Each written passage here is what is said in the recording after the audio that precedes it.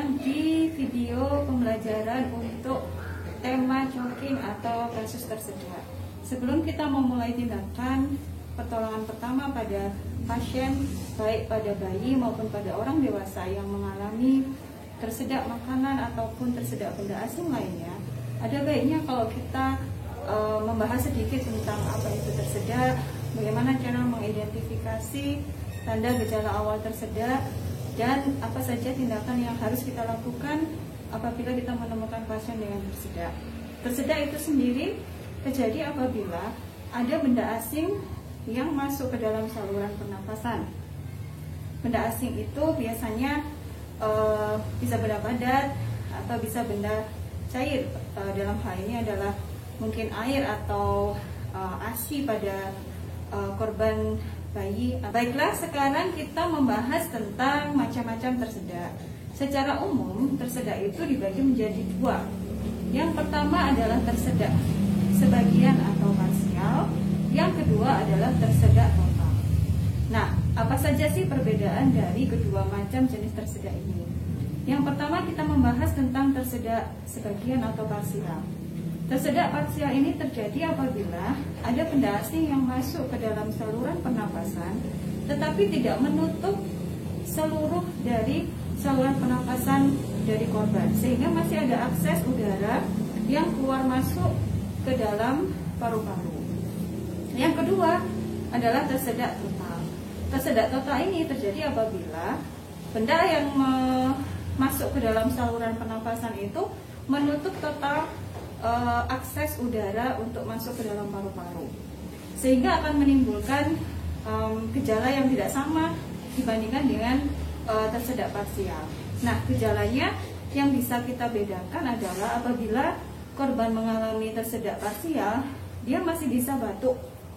Jadi kalau teman-teman semuanya melihat orang yang dia masih batuk-batuk karena makan makanan sesuatu yang membuat dia tersedak, maka dia tersedaknya adalah tersedak parsial. Tetapi kalau benda yang menyumbat saluran pernafasan itu menutup total, maka pasti korban tidak akan bisa batuk-batuk, karena memang tidak ada akses untuk udara masuk ke dalam paru-paru. Sehingga penata laksanaannya juga akan berbeda antara tersedak yang parsial dengan tersedak total. Nah, sekarang kita masuk ke dalam bagaimana cara kita melakukan pertolongan pertama pada pasien yang mengalami tersedak parsial dan tersedak total. Sudah siap ya teman-teman? Nah, sebelum kita melakukan tindakan penyelamatan pada pasien yang mengalami tersedak, sebelumnya kita harus tahu dulu postur tubuh korban yang akan kita lakukan pertolongan itu seperti apa. Apakah dia memiliki postur tubuh biasa yang tidak terlalu gemuk, ataukah korban memiliki postur tubuh yang gemuk? Dalam hal ini mungkin abdomennya terlalu gemuk karena lemak ya, atau pada ibu hamil, itu juga akan menentukan tindakan atau jenis tindakan apa yang bisa kita lakukan untuk mengeluarkan benda asing yang menyumbat saluran pernapasan.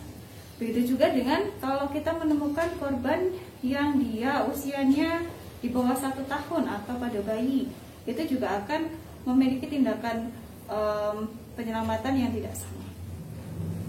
Baiklah, yang pertama akan kita peragakan adalah bagaimana cara melakukan tindakan untuk mengeluarkan benda asing apabila korban mengalami tersedak parsial atau sebagian.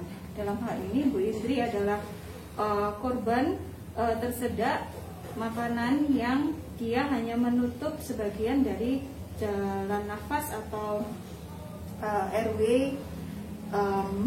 Bu Indri ya. Jadi nanti Bu Indri kalau mau memperagakan tersedak parsial, maka tadi saya sudah jelaskan yang pertama tandanya adalah pasien masih bisa batuk-batuk ya. Jadi itu adalah tanda yang khas pada korban yang mengalami tersedak sebagian. Baik. Jadi yang pertama kita lakukan, kita pastikan bahwa korban ini memang mengalami tersedak sebagian. Bu, apakah Ibu tersedak? Baik, saya Indah, saya perawat Bu. Jadi saya bisa mengeluarkan benda asing yang sekarang menyumbat di pernafasan ibu. Karena ibu di sini adalah tersedak parsial atau sebagian, maka tindakan yang pertama kali kita lakukan adalah kita harus memastikan satu, apakah pasien dia mengalami tersedak sebagian yang tadi sudah saya lakukan, yaitu saya mengevaluasi bahwa korban masih bisa batuk, ya. Yang kedua, kita harus pastikan bahwa korban ini percaya bahwa kita bisa melakukan pertolongan untuk mengeluarkan benda asingnya. Yang ketiga adalah karena ini kasusnya tersedak sebagian, maka tindakan yang harus dilakukan adalah mengajari korban atau membuat korban untuk batuk yang kuat. Baik, Ibu, tadi saya sudah sampaikan bahwa saya bisa menolong Ibu. Apakah Ibu bersedia? Baik, sekarang Ibu tolong batuk yang kuat dengan cara tarik nafas dalam, tahan 2-3 detik, lalu batukkan dengan kuat. Bisa Ibu ya? Jadi sekarang tarik nafas, batukkan dengan kuat.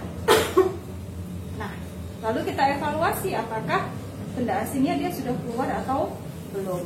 Apabila belum keluar juga, maka kita ulangi tadi tindakannya sampai benda asingnya dia benar-benar keluar. Baik Ibu, ikuti instruksi saya ya.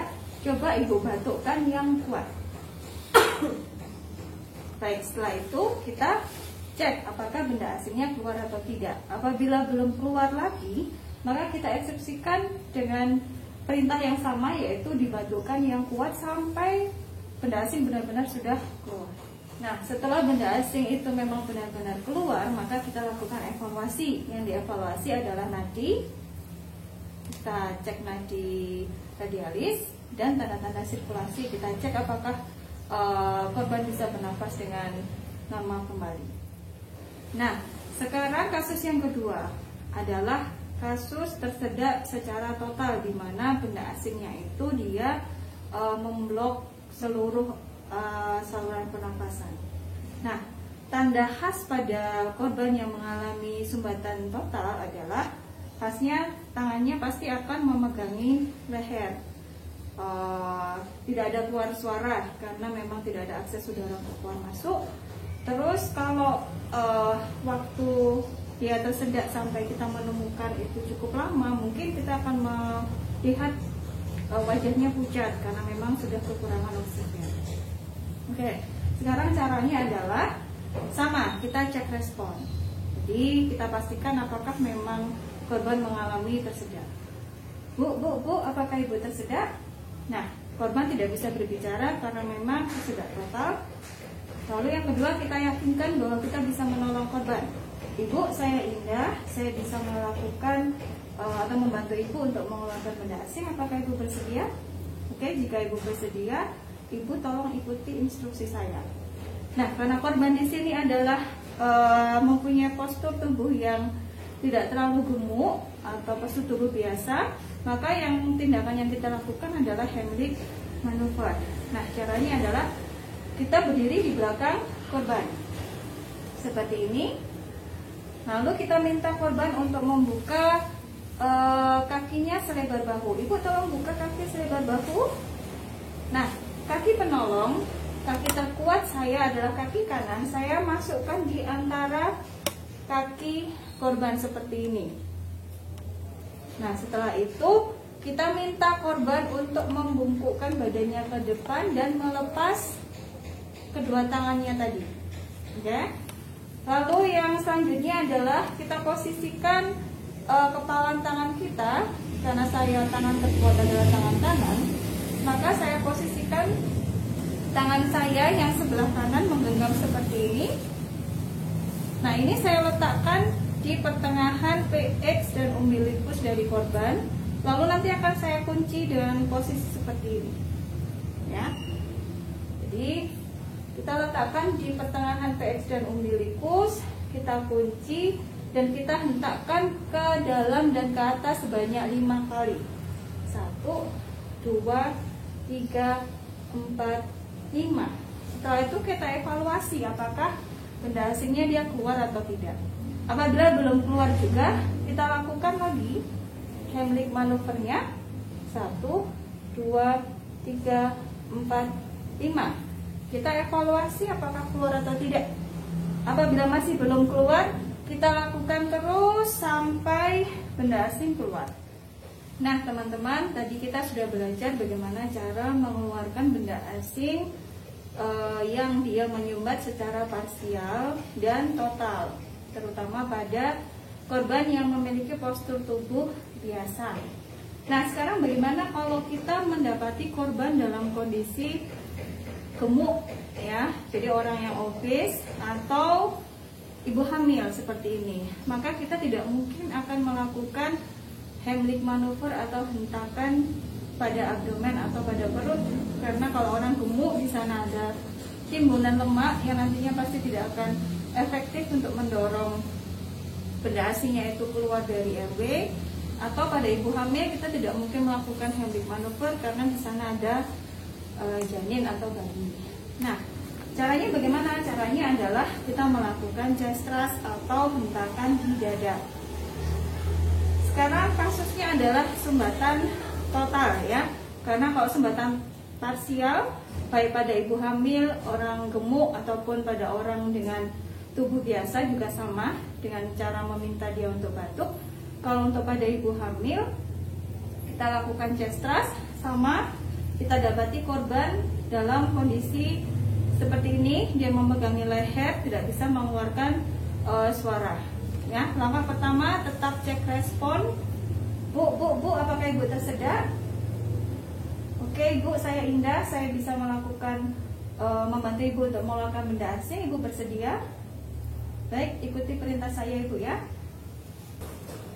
Baik, ibu coba tolong ikuti instruksi saya tadi. Tolong dibuka kakinya selebar bahu, badan agak membungkuk ke depan dan dilepaskan kedua tangannya dari leher. Nah, sama kita posisi tangan kita juga menggenggam seperti ini, tetapi landmarknya berbeda.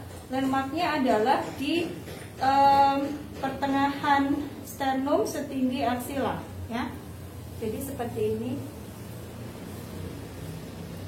Ya, jadi nanti saya letakkan kepala tangan saya setinggi aksila di pertengahan sternum.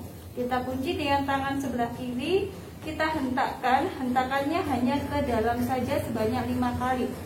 1, 2, 3, 4, 5. Kita evaluasi apakah benda asing sudah keluar atau belum. Bila belum keluar, kita ulangi lagi tindakan tadi sampai benda asingnya benar-benar sudah keluar. Oke teman-teman, sekarang kita belajar bagaimana cara memberikan pertolongan tersedak pada korban bayi atau usia di bawah 1 tahun. Nah, untuk penata laksanaan bayi usia di bawah 1 tahun dengan kasus tersedak, biasanya tersedaknya ini karena tersedak air susu atau makanan padat atau makanan. Kalau bayi usia 6 bulan ke atas itu biasanya sudah mendapatkan MPASI, maka itu juga memungkinkan terjadi tersedak pada bayi atau infant. Yang pertama kita lakukan adalah sama kita cek respon. Jadi kalau kita dimintai, yang pertama kali kita lakukan adalah kita cek respon dan kita evaluasi tanda-tanda tersedak pada infant atau pada bayi. Kita lihat apakah bayi masih merintih, ya. Terus mungkin kita akan mendapati sisa-sisa ASI atau sisa-sisa makanan yang membuat bayi tersedak. Lalu langkah berikutnya adalah kita melakukan yang namanya manuver sandwich, atau kita posisikan bayi ini sebagai daging sandwich dan kedua lengan kita adalah rotinya. Yang pertama adalah kita posisikan seperti ini, ya. Jari telunjuk kita letakkan di bagian bibir bawah bayi. Lalu kita topang badannya dan kita letakkan di atas paha kita seperti ini, dengan posisi kepala dia lebih rendah daripada posisi pantat bayi, ya. Lalu kita lakukan 5 kali back blow di antara 2 tulang skapula dengan menggunakan tumit tangan seperti ini. Jadi tidak menggunakan jari, tetapi kita gunakan tumit tangan, kita hentakkan 5 kali. 1, 2, 3, 4, 5. Selanjutnya kita balik bayi, lalu kita letakkan bayi dengan posisi terlentang sama kepala lebih rendah daripada bagian bokong ya. Lalu kita letakkan jari manis dan jari tengah kita di antara 2 puting susu ya, seperti ini. Lalu kita lakukan chest thrust sebanyak 5 kali. 1, 2, 3, 4, 5. Lalu kita evaluasi apakah benda asingnya dia keluar ke dalam mulut atau keluar ke, mungkin kalau ada ASI atau ada makanan, apakah dia terdorong di dalam mulut. Kita evaluasi. Apabila tampak benda asing di dalam mulut, maka kita harus keluarkan dengan cara finger swab menggunakan jari kelingking. Kita susuri dari mukosa terdekat sampai mukosa terjauh. Jadi seperti kita mengait benda asing itu supaya keluar. Kita lakukan finger swab ini apabila memang tampak benda asing di dalam rongga mulut. Apabila tidak tampak, kita tidak boleh melakukan finger swab. Nah, apabila tidak tampak, contohnya benda asing tidak keluar, maka kita ulangi lagi prosedurnya 5 kali back blow. 1, 2, 3, 4, 5. 5 kali chest thrust. 1, 2, 3, 4, 5. Dan dievaluasi kembali. Kita lakukan ini sampai benda asing yang memang benar-benar keluar, atau tiba-tiba pasien atau korban ini menjadi tidak sadar.